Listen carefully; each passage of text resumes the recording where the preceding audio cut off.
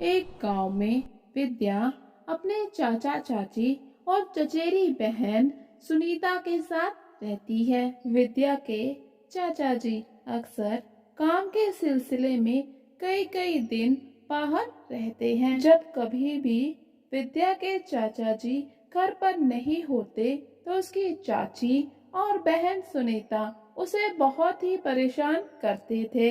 उसकी चाची पूरे घर का काम विद्या से ही करवाती थी। बेचारी विद्या मुसीबतों की मारी मजबूरी के कारण अपनी चाची और बहन के जुल्म सहने को मजबूर थी। विद्या की चाची कई कई दिन उसे खाना भी नहीं देती थी, साथ में घर के सारे काम करवाती थी। विद्या जब भी अपने घर से पानी भरने के लिए जाती तो रास्ते में एक बूढ़ी अम्मा रहती थी जो विद्या को बहुत ही पसंद करती थी। विद्या भी कभी कभी बूढ़ी अम्मा के साथ अपना दुख साझा कर लेती। बूढ़ी अम्मा विद्या को अपने घर बुलाकर कभी कभी खाना भी खिला देती। बूढ़ी अम्मा बहुत बार विद्या से कहती कि विद्या बेटा तुम यहीं मेरे पास रह जाओ, अपनी चाची के पास जाने की जरूरत नहीं है। लेकिन विद्या नहीं मानती। वो यही कहती कि उसके चाचा जी उसे अपनी बेटी से भी ज्यादा प्यार और सम्मान देते हैं।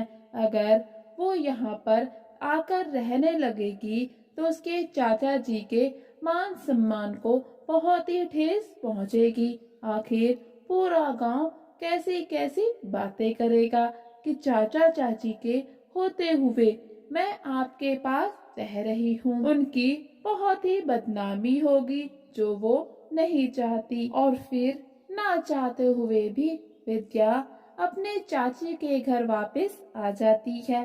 चाची कभी भी उससे एक शब्द प्यार का भी ना बोलती। और फिर ऐसे ही समय गुजरता है।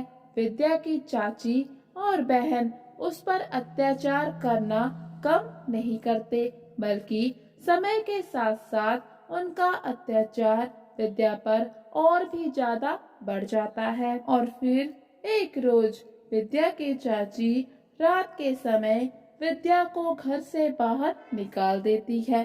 विद्या अपनी चाची से बहुत विनती करती है कि उसको अंधेरे से बहुत डर लगता है, उसे ऐसे रात के समय घर से बाहर ना निकाले। लेकिन चाची उसकी एक भी नहीं सुनती और रात के समय उसे घर से बाहर कर देती है। दोस्तों, अगर आपको हमारी कहानियाँ पसंद आ रही हैं तो हमारी स्टोरी को लाइक कर दें, चैनल को सब्सक्राइब कर दें। विद्या आंगन में बैठकर अपने माता पिता को याद करके बहुत ज्यादा रोती है। विद्या मन ही मन यही सोचती है, अगर उसके माता पिता की कोई मजबूरी ना होती तो शायद आज उसे ये दिन ना देखने पड़ते। विद्या बहुत ज्यादा रोती है। रोते रोते उसकी आंख लग जाती है। तभी वहाँ पर बूढ़ी अम्मा आ जाती है।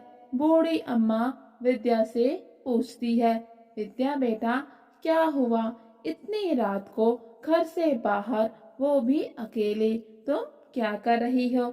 विद्या रोते रोते बूढ़ी अम्मा को सारी बात बता देती है कि उसकी चाची ने आज उसे घर से बाहर निकाल दिया।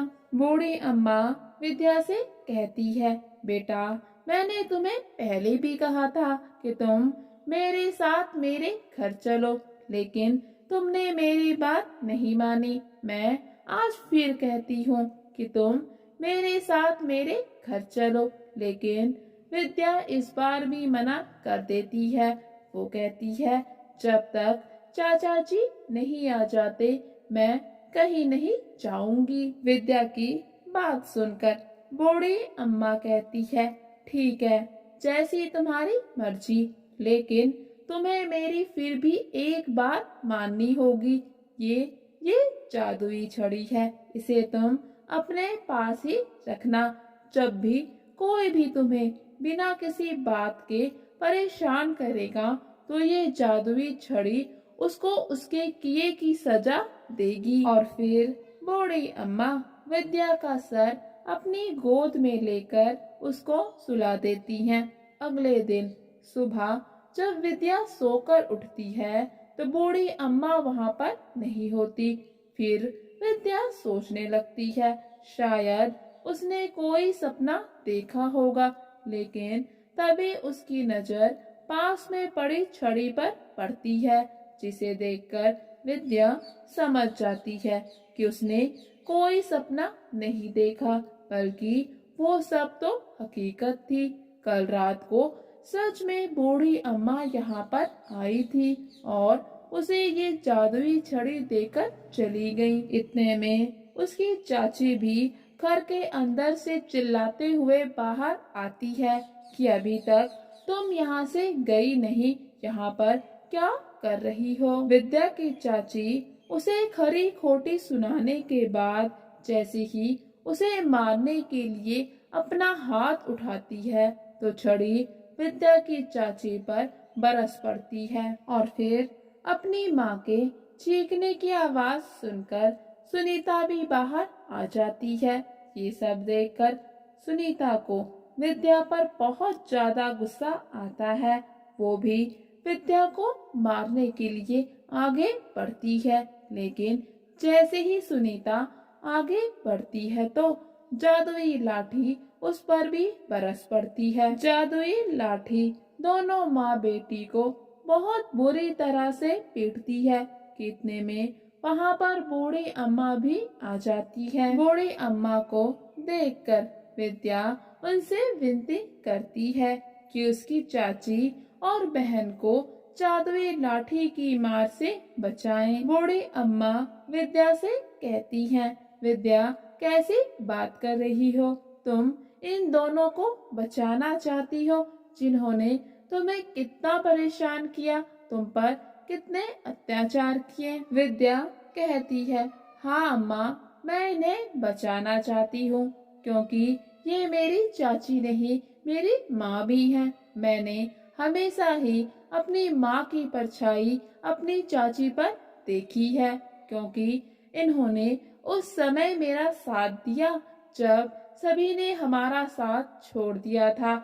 हमारे बुरे वक्त में इन लोगों ने ही मुझे सहारा दिया, मुझे अपने घर में जगह दी। और रही बात सुनीता की, सुनीता तो मेरी छोटी बहन है, अभी वो नासमझ है। आप कृपा करके इन दोनों को इस जादुई लाठी की मार से बचा लीजिए। विद्या के मन में अपने लिए इतना प्यार मान सम्मान देखकर उसकी चाची और बहन अपने किए पर बहुत ज्यादा पछताते हैं। तभी जादुई लाठी भी शांत हो जाती है। विद्या की चाची और बहन दोनों को ही अपनी गलती का एहसास हो जाता है। वो दोनों विद्या से माफी मांगती हैं। विद्या भी सब कुछ भूलकर उन्हें माफ कर देती है। फिर विद्या अपनी चाची और बहन के साथ बहुत प्यार से रहना शुरू कर देती है। चाची भी अब विद्या और सुनीता में कोई भी फर्क नहीं करती, दोनों को अपनी ही बेटी मानती है। फ्रेंड्स, आपको हमारी कहानियाँ कैसी लग रही हैं? हमें कमेंट करके जरूर बताएं। अब हम मिलेंगे अपनी नई कहानी में, तब तक के लिए नमस्कार दोस्तों।